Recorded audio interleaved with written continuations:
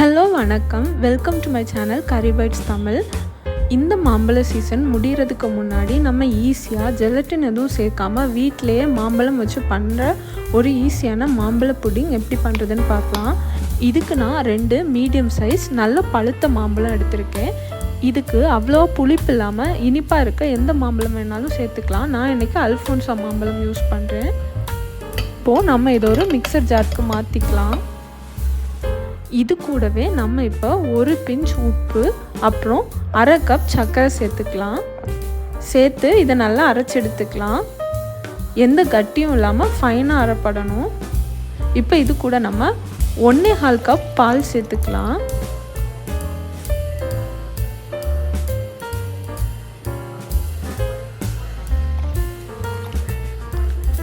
இப்போ இதையும் மிக்சர் ஜாரில் நல்லா அரைச்சி எடுத்துக்கலாம். இப்போ இதை நம்ம சூடு பண்ணுற ஒரு பாத்திரத்துக்கு மாற்றிக்கலாம். ஒரு பவுலில் 1/4 கப் சோள மாவு எடுத்து இதை 1/4 கப் பாலோட எந்த கட்டியும் இல்லாமல் நல்லபடியாக கலந்து வச்சுக்கலாம். நம்ம ஜெலட்டின் அகர் எதுவும் சேர்க்காததுனால இந்த புட்டிங்கை திக்கன் பண்ணுறதுக்கு இந்த கார்ன்ஃப்ளவர் மாவை தான் நம்ம யூஸ் பண்ண போகிறோம். அதனால எந்த கட்டியும் இல்லாமல் நல்லபடியாக இதை கலந்து எடுத்துக்கலாம். இப்போ நம்ம மாம்பழம் பால் எல்லாம் கலந்து அரைச்சி வச்சுருக்கோம்ல, இதை நம்ம அடுப்பில் வச்சு சூடு பண்ணிக்கலாம். இதை ஃபர்ஸ்ட்லேருந்தே கிளறி விட்டுட்டே இருக்கணும், இல்லாட்டி கட்டி பிடிக்கும். புட்டிங் நல்லா ஸ்மூத்தாக இருக்கணும், அதில் கட்டி எதுவும் இருக்கக்கூடாது.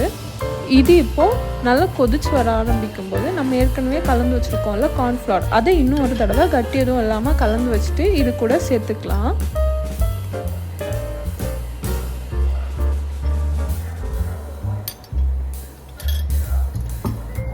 சேர்த்து இது நல்லா திக்காகி கட்டியாக இந்த திக்கான பதம் வர வரைக்கும் கலந்து விட்டுட்டு அடுப்பை ஆஃப் பண்ணிக்கலாம்.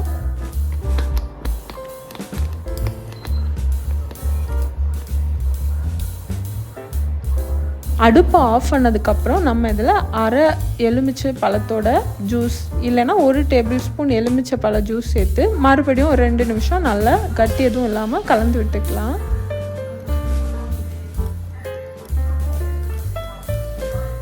இப்போ இதை நம்ம புட்டிங் பவுல்ஸில் சின்ன பவுல் எதுக்காவது ட்ரான்ஸ்ஃபர் பண்ணி சூடெலாம் ஆறி ரூம் டெம்பரேச்சர் வர வரைக்கும் இதை ஆற விடலாம்.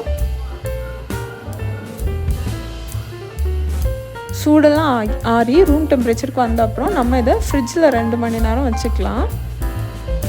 2 மணி நேரம் ஃப்ரிட்ஜில் வச்சு இது செட் ஆனதுக்கப்புறம் இதை நம்ம பவுல்லேருந்து அன்மோல்ட் பண்ணி பாத்திரத்துக்கு மாற்றிக்கலாம்.